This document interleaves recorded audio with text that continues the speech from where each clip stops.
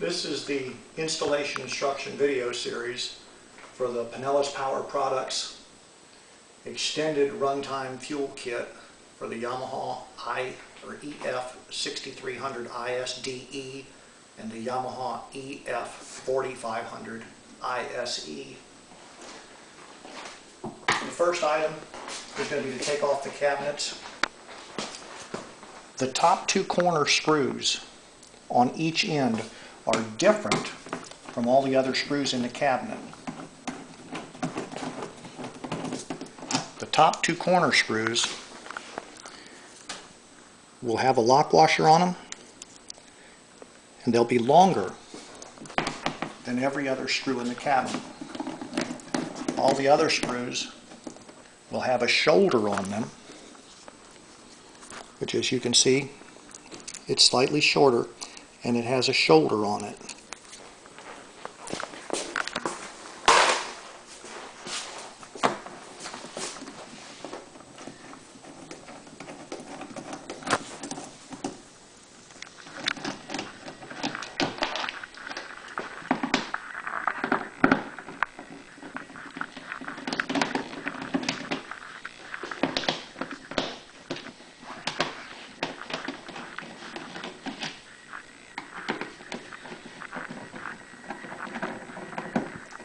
Each of the end panels are held on with 7 screws, 5 being the shoulder style, and 2 of them being the longer ones with the lock washers on them.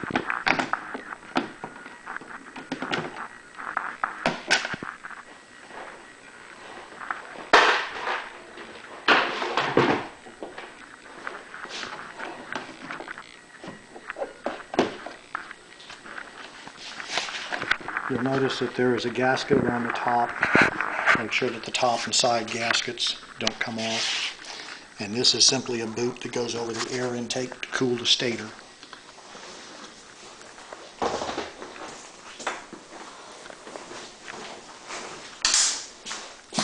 The other end comes off the same way.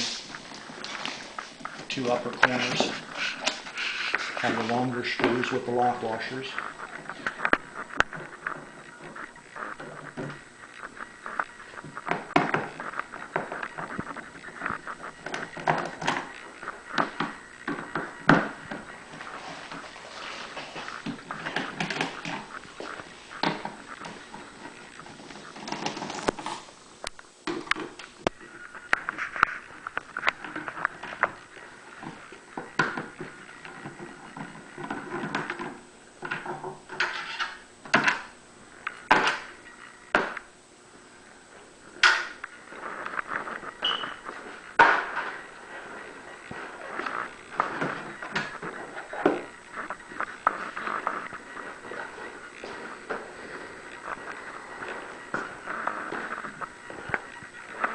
Front panel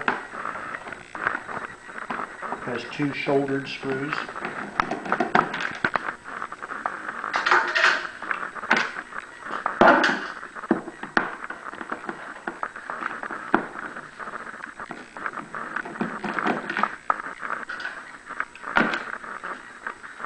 Just like 5 of the screws in the end panels. And then it snaps.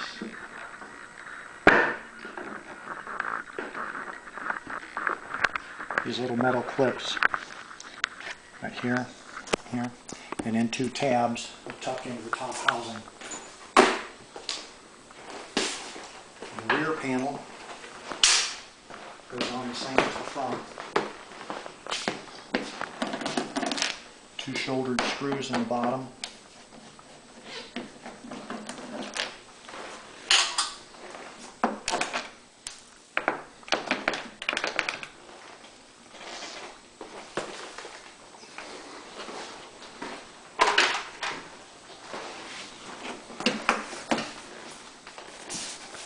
So it uses the shoulder screws here at either corner, the snap-in latches, and then the 2 tabs that tuck into the top.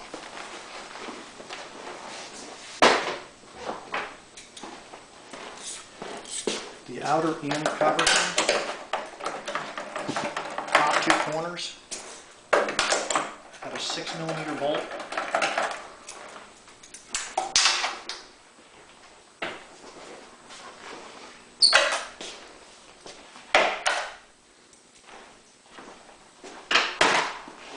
And then the bottom will have a shouldered screw in each corner.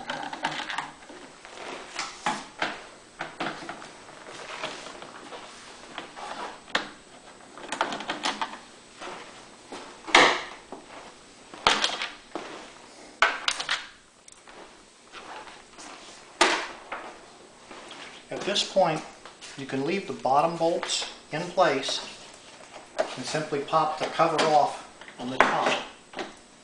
And this will allow you enough room to get at this panel, which is where the fuel pump is going to mount. If you have a right angle drill, you'll have plenty of room to drill the holes here and here. If you do not have a right angle drill, come down to the bottom. You've got 2 more Phillips head shouldered screws and 1 bolt in the center. Phillips head shouldered screws come out the same way as all the others.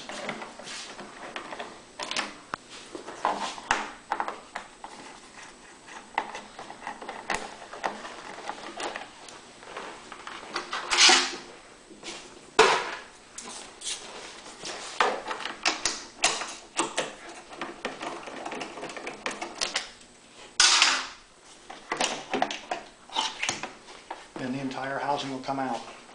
Like I say, you do not need to remove the entire cover if you have a right angle drill.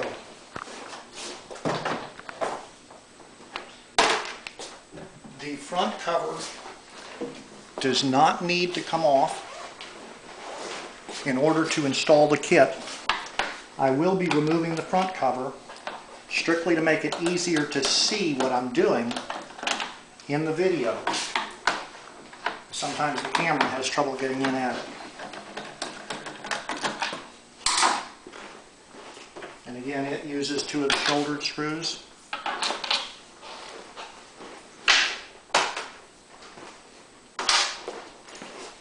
A 10mm bolt going into the top at each handle location.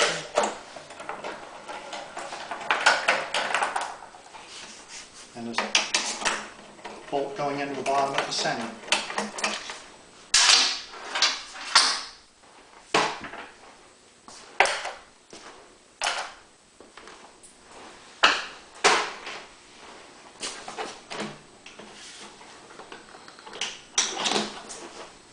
Nope. Missed the 2 bottom shoulder screws.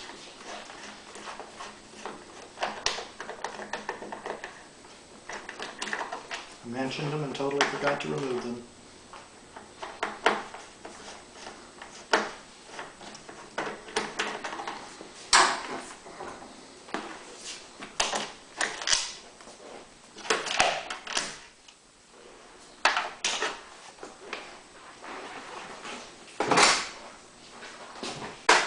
This will simply allow you to see from the camera's angle where the pulse line and the pickup fuel line are going to pass through the top. And that's probably as good a place as any. Go ahead and take a break. Okay, now that we've got the back covering off, first thing I'm going to do is install the fuel pump. The fuel pump is going to go in this area right here. This is the fuel pump. This line with the letter P stamped in it is the pulse line. This line with an arrow pointing out is the fuel output, and this line right here with a small arrow pointing into the fuel pump body is the fuel intake. So you'll position the pump right here and you'll push it up until this tab pushes up against the bottom of this part of the frame. As far as this direction or this direction, line it up so that the fuel input line, which is this one right here, is right about the edge of the radius on the fuel tank. It's flat up to here and then it starts to turn. So right to the edge of the flat portion, and then mark your 2 holes. Go ahead and drill the holes out. If you're feeling brave, drill them out to a 1/8 of an inch and use a sharp screwdriver, and it will cut threads into it. If you're not quite that brave, drill them out to a 9/64. It will still cut threads, but they won't be quite as deep.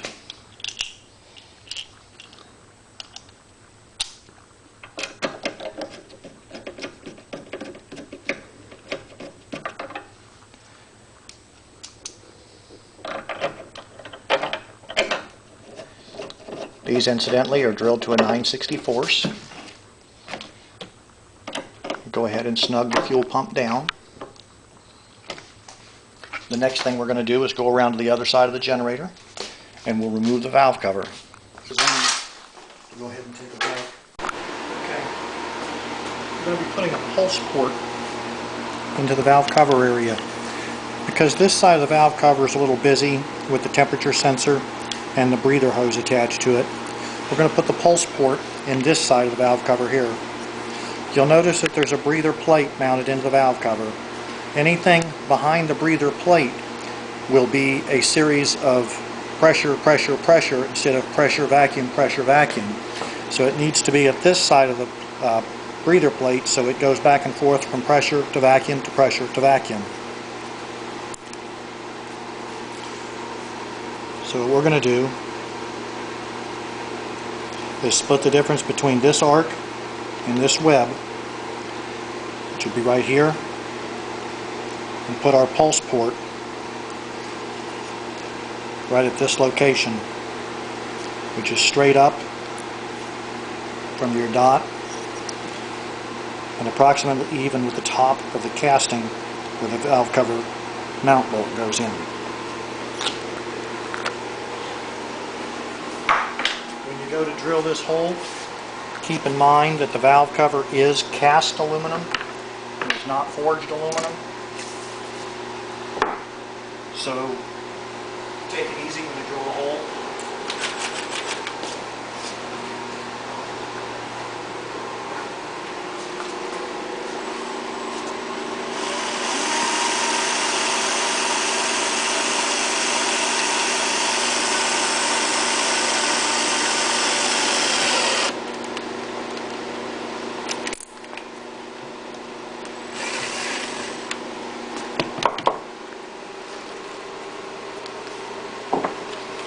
Now I'm going to remove the pilot bit.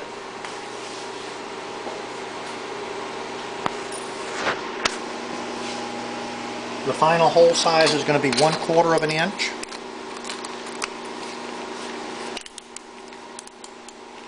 Because I do want it to be a tight, tapered thread, so that's why I drill it with a 1/4 inch. And again, just very gently.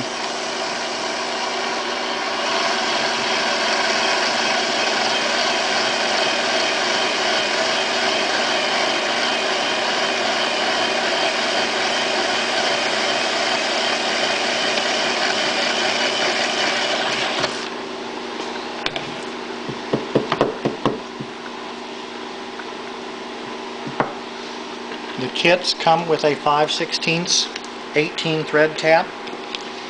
If you've been paying attention, you notice that I drilled the hole to 1/4 of an inch.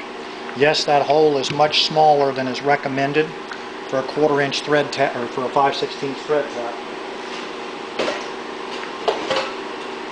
However, we're not going to be running the thread tap all the way in because we're going to be screwing a nylon fitting into the thread tap. Incidentally, the kits will come with the thread tap. They will not come with the tap wrench. You can either use an end wrench, or if you happen to have a tap set, then you can use your own tap wrench, your own thread tap too, for all that matters. We are not going to run this all the way in. I simply want it to start biting. The taps that are sent with the kits are a tapered tap.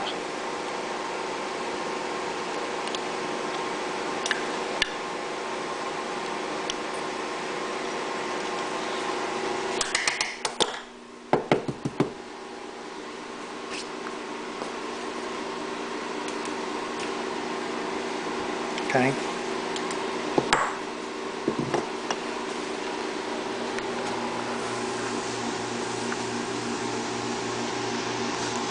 You'll get a pulse port that's included in the kit. The pulse port consists of a plastic elbow, or in this case a nylon elbow, the 5/16 nut.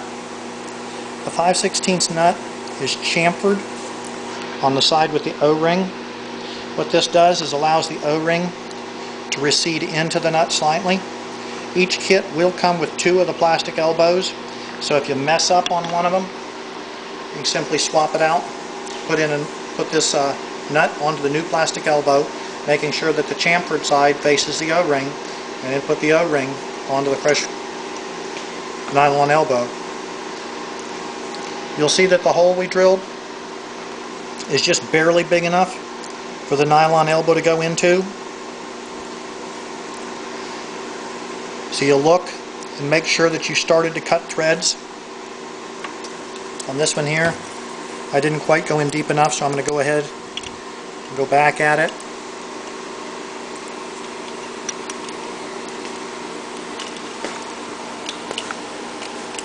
Because I want the threads to pull it in. That's why I send a tapered tap with the kits.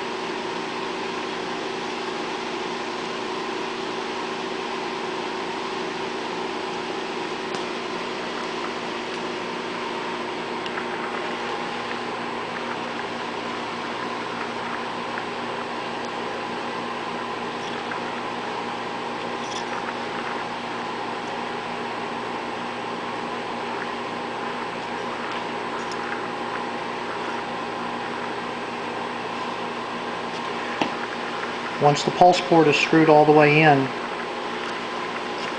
this lip on the other end will drop inside the valve cover, as you can see, and then it is not coming out.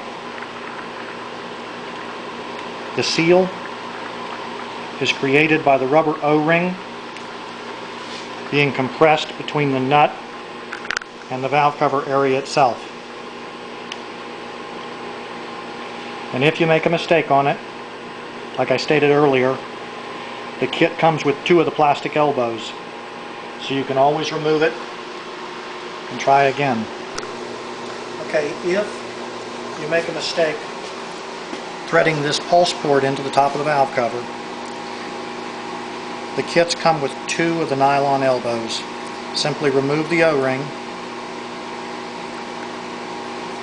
from the damaged one, then unscrew the nut from the damaged one.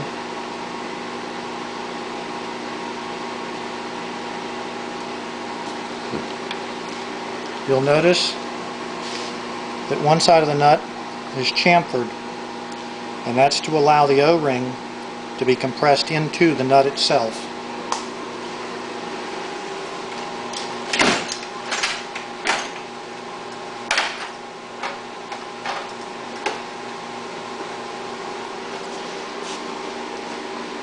So take the new plastic or nylon elbow, just a little bit of oil on it, and then put the nut with the chamfered side facing out.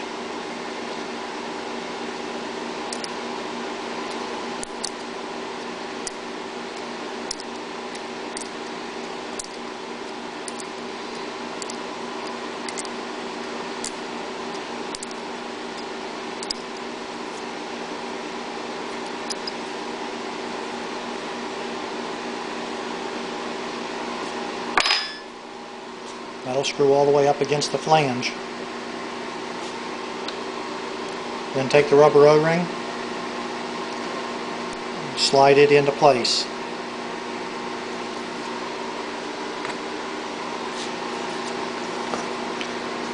Then take the new fitting, place it right into the hole that's tapped into the cast valve cover. Press in firmly as you screw it in.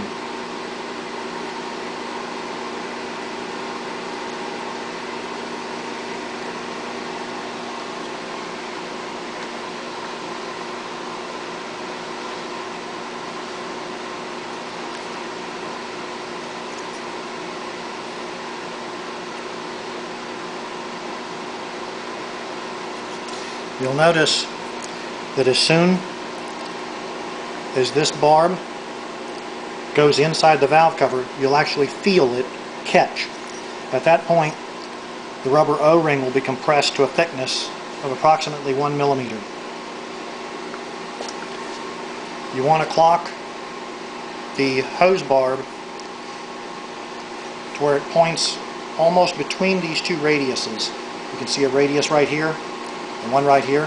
That way when it's bolted to the engine, it will be almost vertically. So you can take it over here, hook up your breather hose again, and connect the temperature sensor.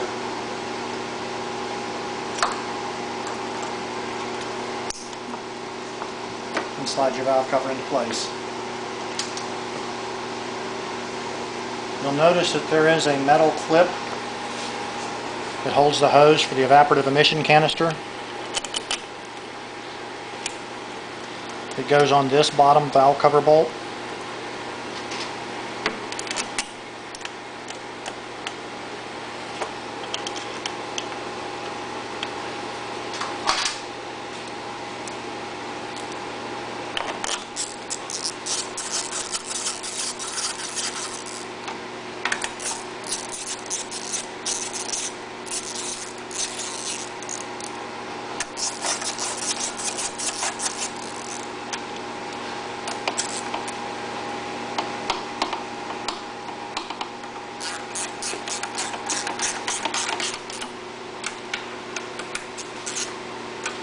Go ahead and snug the valve cover bolts down. Make sure your breather hose and your temperature sensor are in place. That's probably as good a place as any to go ahead and take a break. Okay, the next step is going to be to install the fuel port. To do that, I put the fuel port in this top plastic cover. Where the fuel inlet port goes is your choice. I prefer it in the top plastic cover because it is a protected area and it's as close to the fuel fill as you're going to get.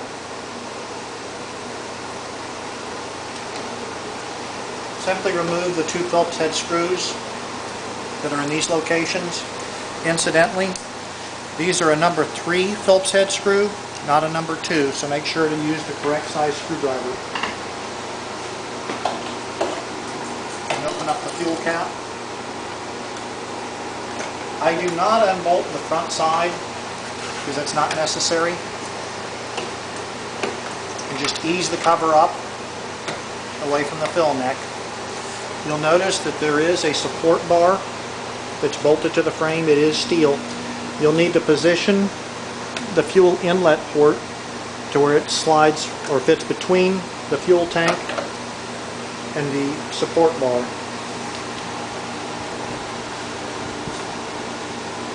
If you look at this,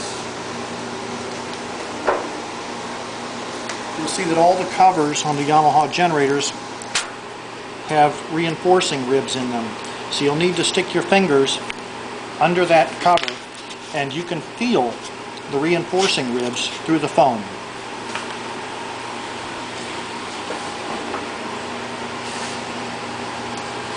So what I'm going to do is take my hand and stick it in here, and I'm just feeling the bottom of this cover for where the reinforcing ribs are.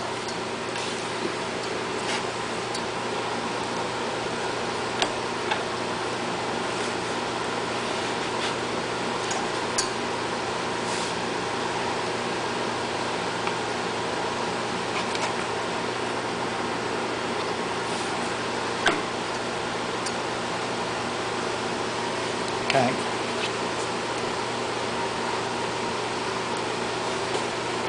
Once again, I'm going to drill a pilot hole, 1/8 inch. Fortunately, this is a plastic cover.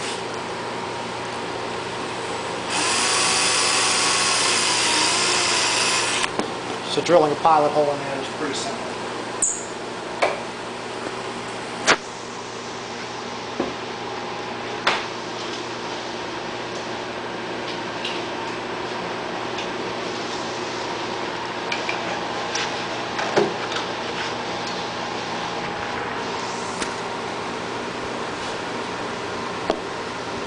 And I'm simply sticking my hand under the bottom of it to check the location.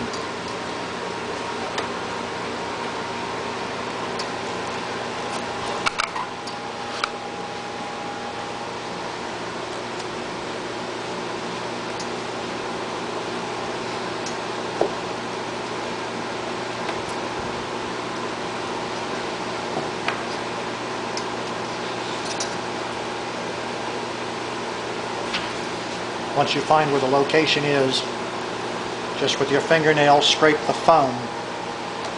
There's a thin layer of foam lining off of the underside, which is where your fuel fitting is going to come through at.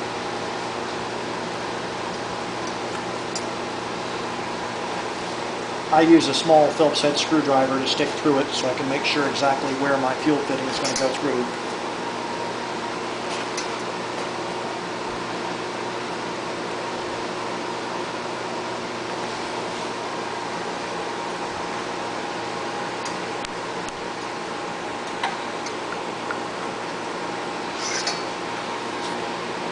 This is a little bit time consuming, but it's not a race.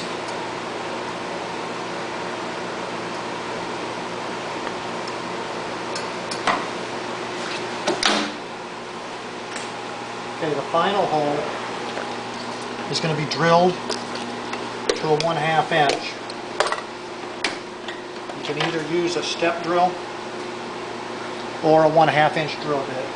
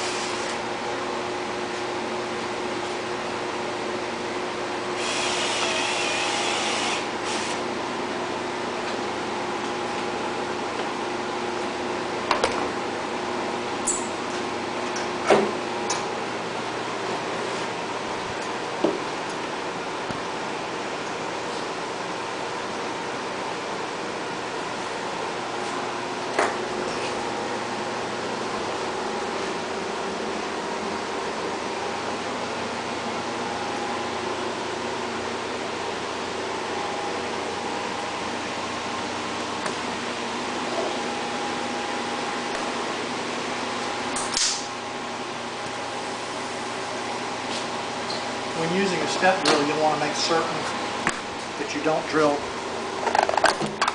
the hole to the wrong size.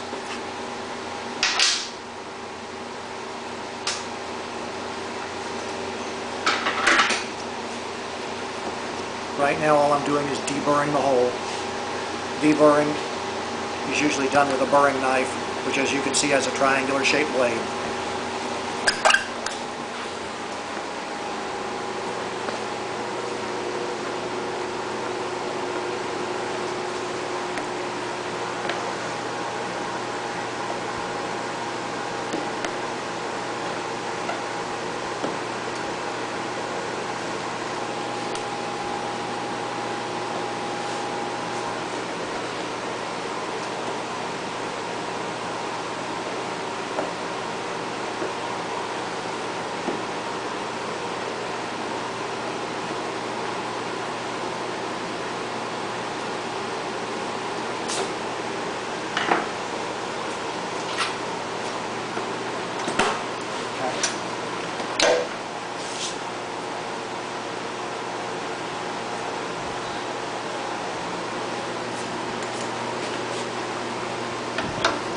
Okay, another nice thing about using the 1/8 pilot drill for your initial hole is if you do put the initial hole a 1/4 of an inch off of where it needs to be, you can move the hole a 1/4 of an inch without any ill effect.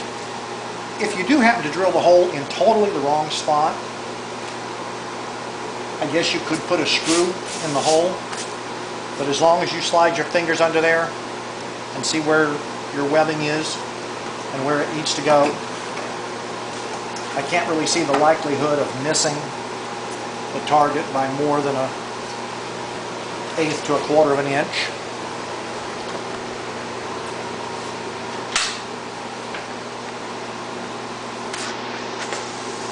Once you get the hole drilled and deburred, take the Teflon tape. You will get a roll of Teflon tape with the kit, and wrap it around the threads. Wrap at least 3 full layers, and do not overlap the end of the threads like that or something. If you do that, then the piece that you overlapped will be torn loose, and you have a chance that it could lodge in a place that would actually do harm. If you're lucky, it'll simply get caught in a fuel filter, no harm done. But why run the risk? What I'm going to be doing is holding the hose barb in place and screwing the fuel fitting in from the top.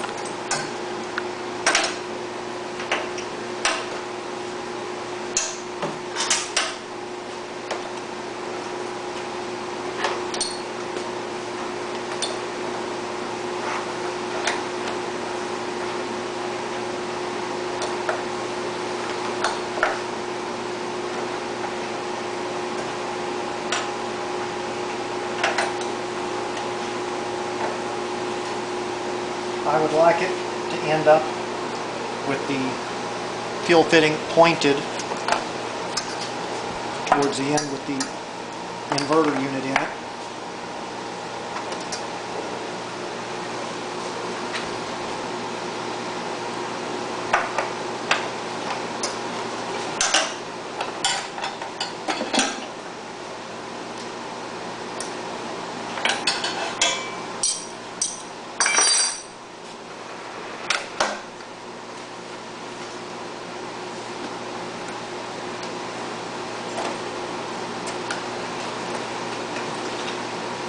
Now that the fuel fitting is mounted in place,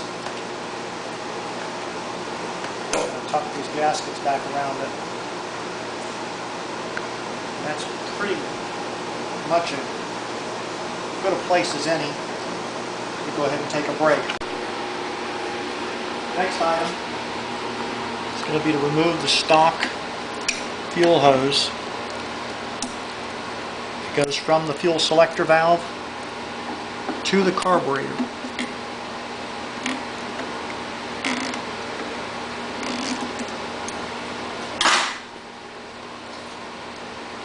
You'll notice that the hose uses a simple spring clamp. You squeeze on the 2 tabs, opens up the clamp. You can either reuse the stock hose, stock hose clamp, or you can put one of the hose clamps included in the kit. There will be 2 different sizes of clamps. This hose would use the smaller ones.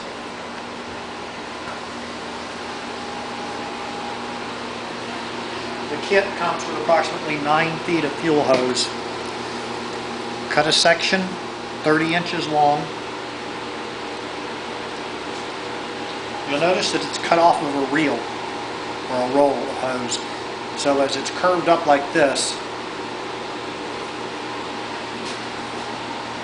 it will feed through the generator and plug up to the top of the inlet fuel fitting for the remote tank.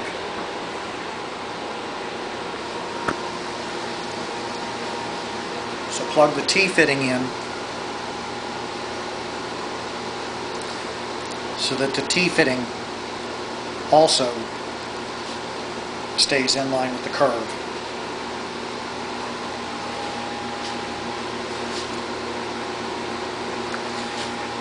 Take one of the larger hose clamps included in the kit.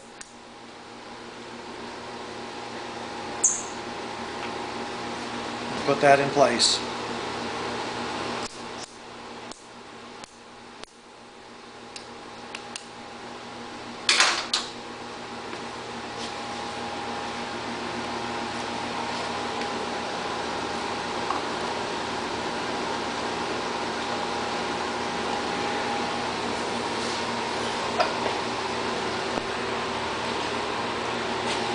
This hose will be fitted all the way through to the other side of the generator.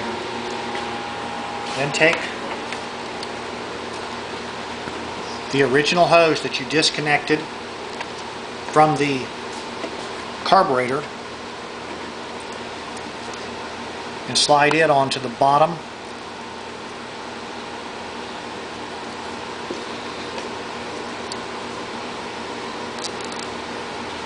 of the T-connector. You can then either reuse the stock clamp like this, or you can use one of the smaller clamps included in the kit. You will get several of these. You can either choose to use these or reuse the stock clamps, your choice.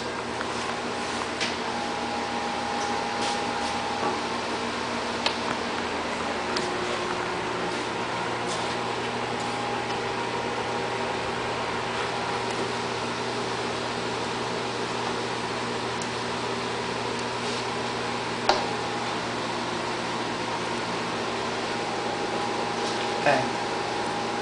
This port on the fuel pump is the inlet port. So the hose that we just connected to the center on the T connector will go to the inlet port. And as you notice, when I had it measured to about 30 inches, there's plenty of leftover.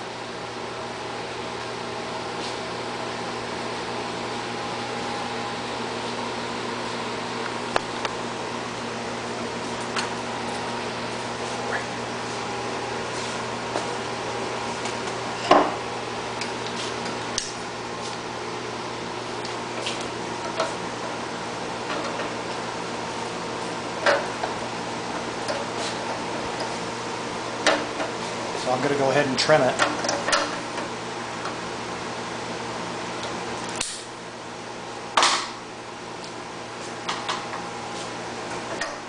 And fit it onto the inlet port of the fuel pump. Notice I have not tightened the fuel pump down.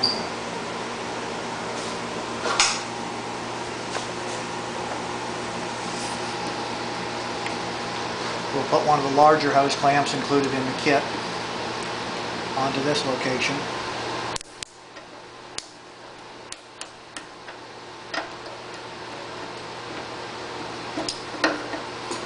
You notice where I routed this hose is just straight through at about the level of the bottom of the fuel tank.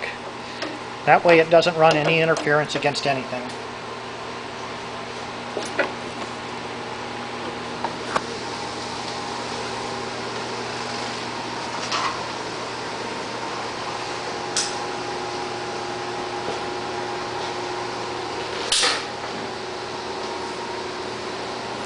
Now what I'm going to do is connect a short section of hose to the hose barb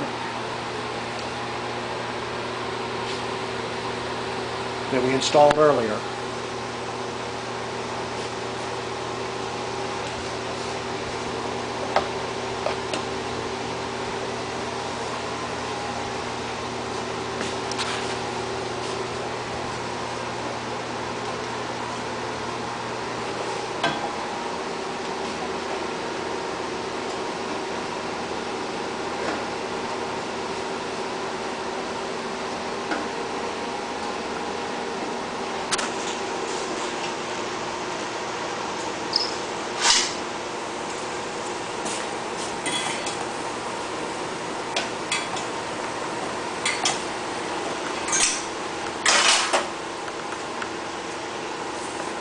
This will also give a large hose clamp.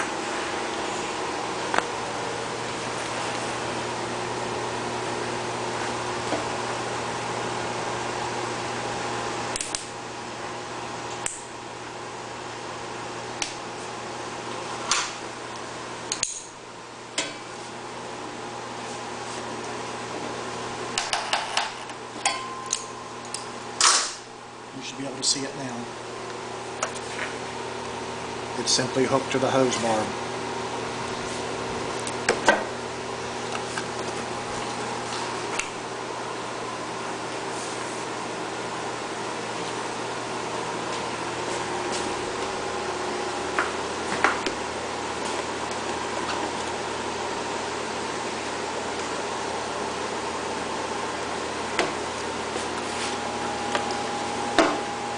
Incidentally, this was a 15-inch section of hose. This is the end of it, and it is going to go to the top of the T-fitting.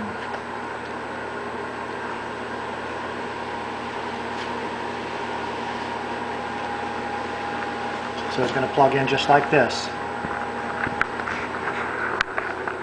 And this also gets a large hose clamp.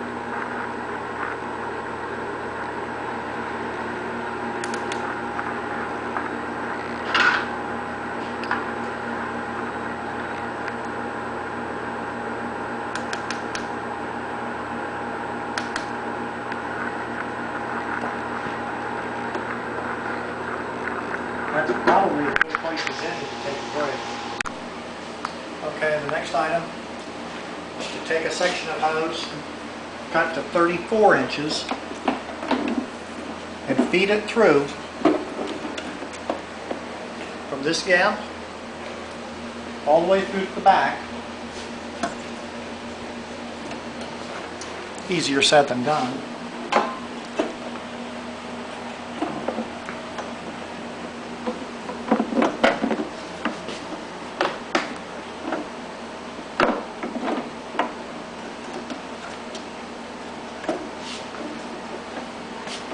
And that's going to go onto the pulse port of the fuel pump. So that'll set on just like that.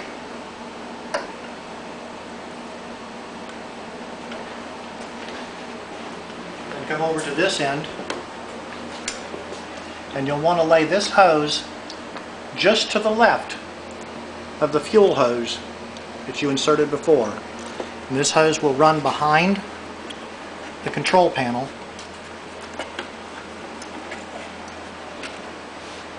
and right to the pulse port on the valve cover that we installed earlier.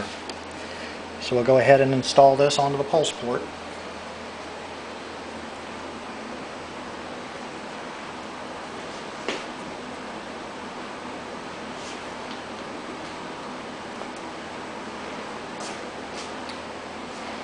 We'll take a large hose clamp,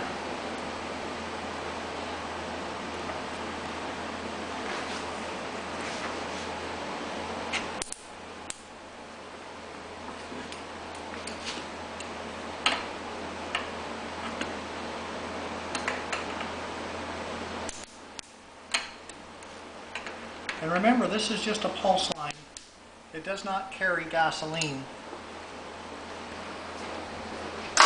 Then on this end, we'll go ahead and put another hose clamp.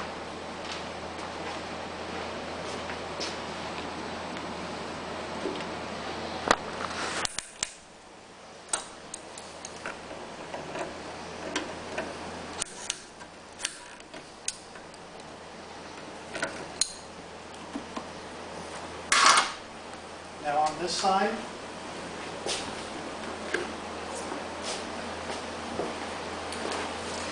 here's a spar of the frame, and it comes around the corner right here. Right above where it comes around the corner, I'm going to drill a hole. I'll start with a 1/8 pilot hole, then I'll drill it out to 1/4 of an inch. The only thing that this hole is for is to pass a tie wrap through.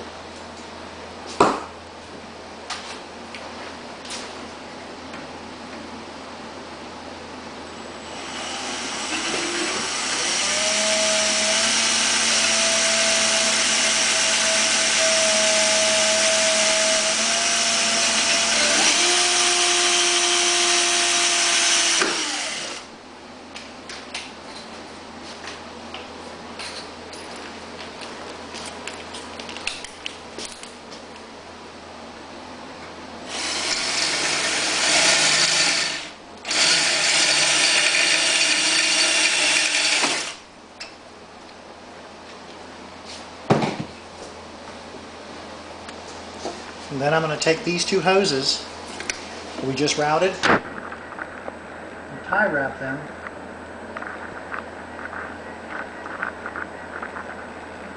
over against that spar by the fuel tank.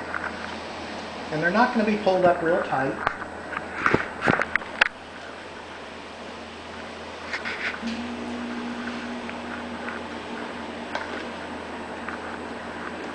Just simply pulled over a little.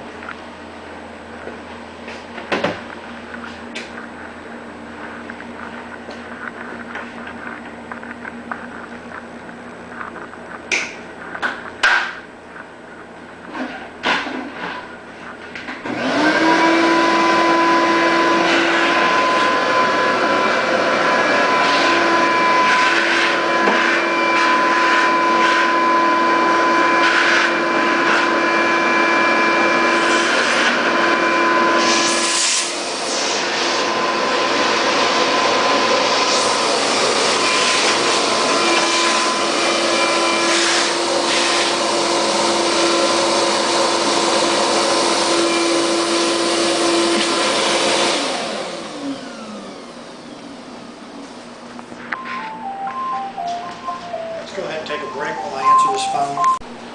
Okay, next step is going to be to take a piece of the 1/4 inch fuel line, cut to 26 inches, put it on the inlet side of the fuel filter. You'll notice that there is an arrow on the fuel filter which indicates the direction of fuel flow. And put a 14-inch section of fuel hose on the output side.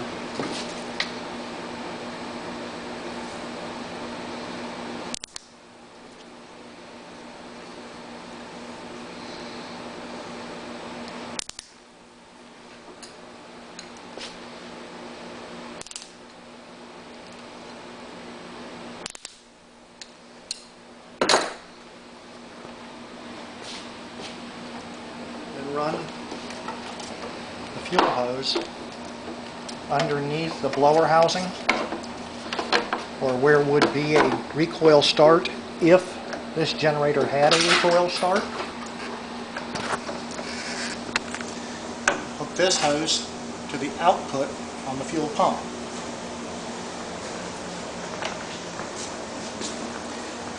This end is going to go to the inlet fitting on the carburetor, where we removed the stock fuel line from in the first place. And now if you'll notice, the fuel filter is right down here, and it is serviceable the same procedure that you would service the air filter. It's right under the air filter. Now take a large hose clamp,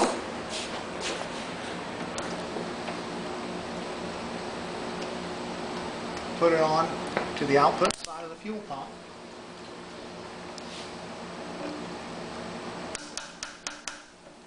Crimp that down tight. Take another large hose clamp, put it onto the inlet side of the carburetor.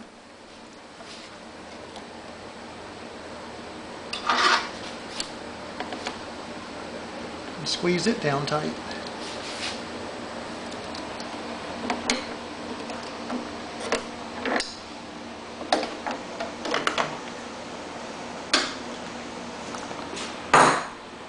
Now, take your number 2 Phillips head screwdriver and go ahead and finish tightening up the screws that hold the fuel pump on. At first you'll have to work them in and out a little bit to get them to cut threads.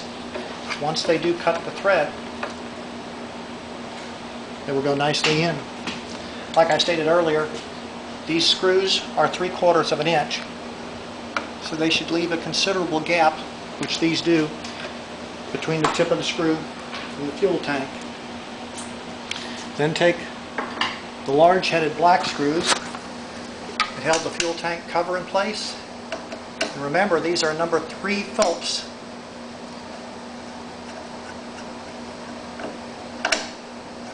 And go ahead and bolt the fuel tank cover into place.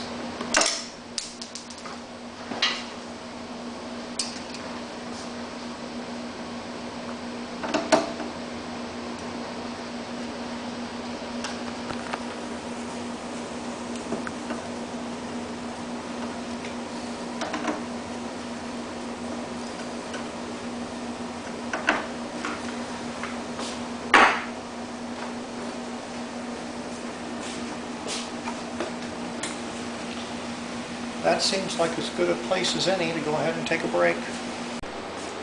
Okay. The next step is going to be put the instruction sticker on the top of the generator.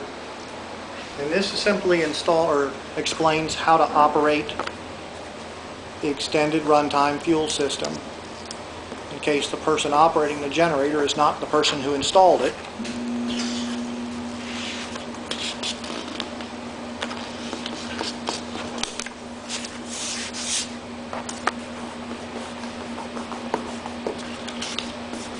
And of course it has a shameless advertising plug for me on it. The next step is going to be to go ahead and test the system to make sure that we did it right. Operation of the extended runtime fuel system is pretty straightforward and simple. It comes with a fuel hose with quick disconnect fittings on each end and a prime bulb. Make sure that the arrow on the prime bulb is facing in the direction of fuel flow, which means from the fuel tank to the generator. Make certain that there is fuel in the remote tank.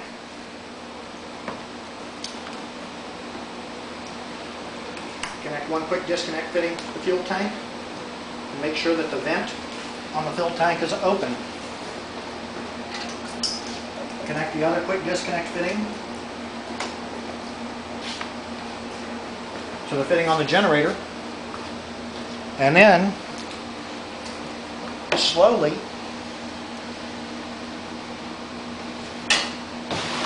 pump the prime bulb while watching the fuel filter.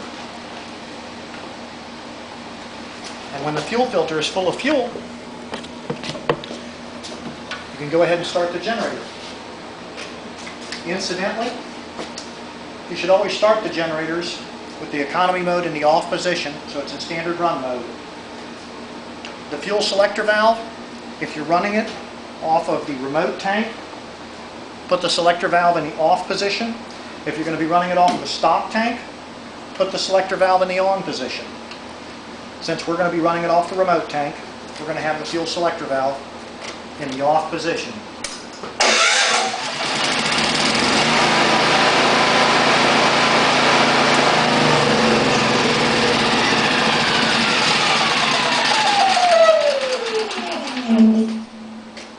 Okay, I'm not going to leave it run for very long because we are in an enclosed area.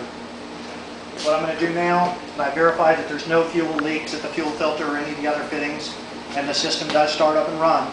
I'm going to go ahead and put the cabinet back on it, and we'll take it outside, and we'll run it for a couple of hours.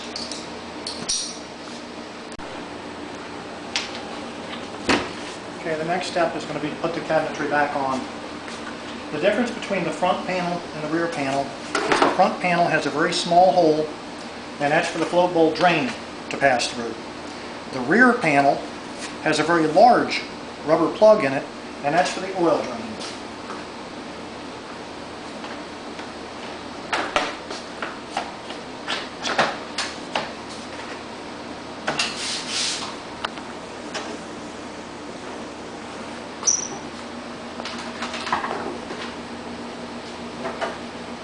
This panel is held on by two 6mm bolts at the top.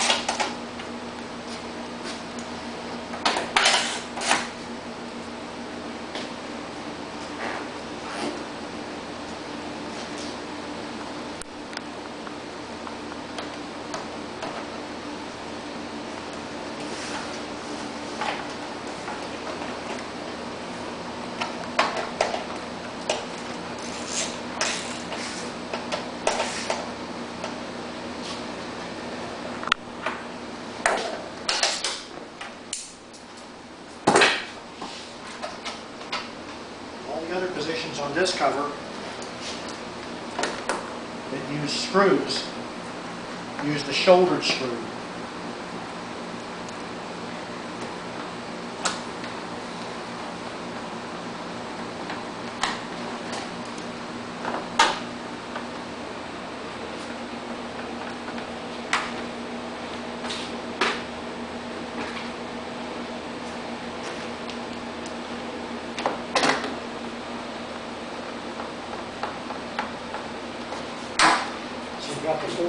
screws, and then one more 6mm bolt goes in the bottom.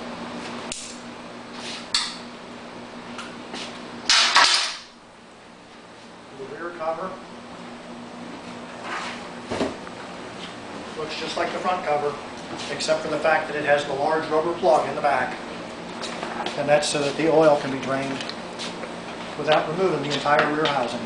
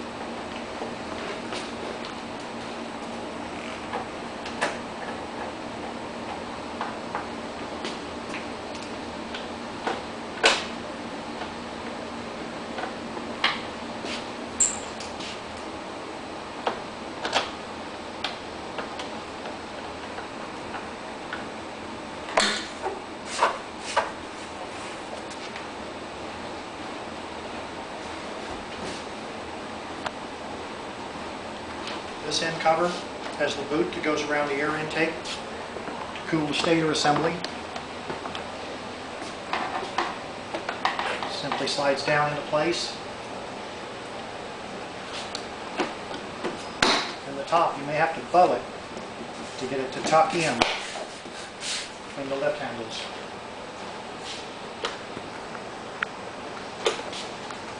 Remember that the outer two top screws, use the screws with the lock washer on it. All the other locations, use the screws with the shoulder on them.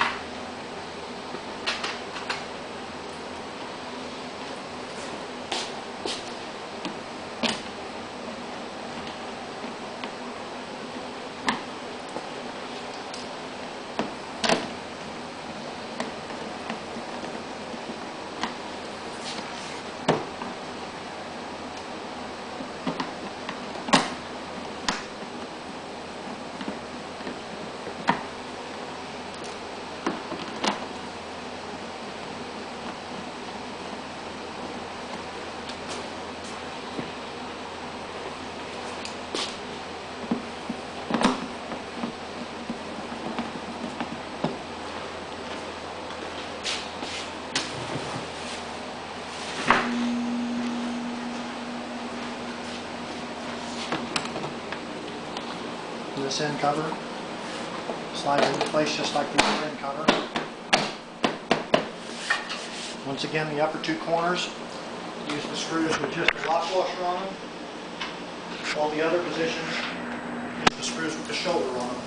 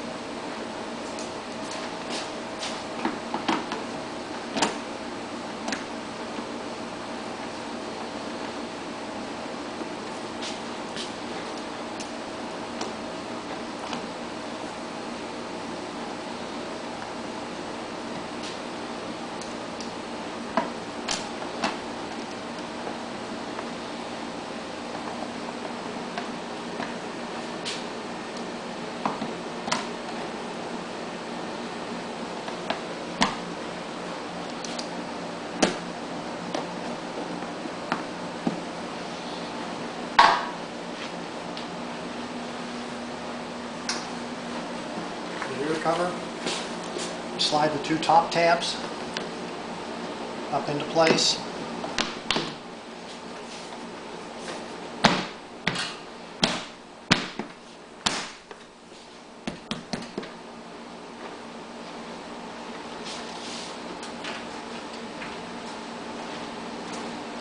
There are snaps, incidentally, as I pointed out earlier when I took it off. You simply press in on and they snap into place. The bottom of it is held in place by screws.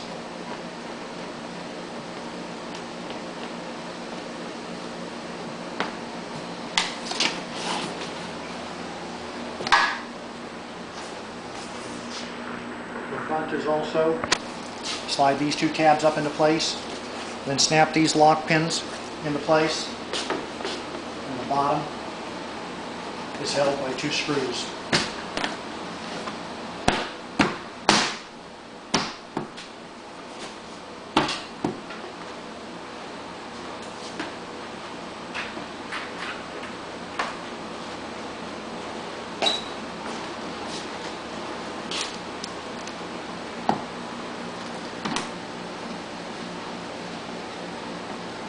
The front cover, it's actually real easy to tell that the snaps are not in place right because there will be a gap between this rubber gasket and the actual control panel itself. The rear, unfortunately, is not quite so easy to tell. You've just got to push on it and see if you feel any flexing. Okay, that's it for the cowling. The next step is going to be go ahead and lower it down to the ground. And we'll take it outside and we'll run it for a little while.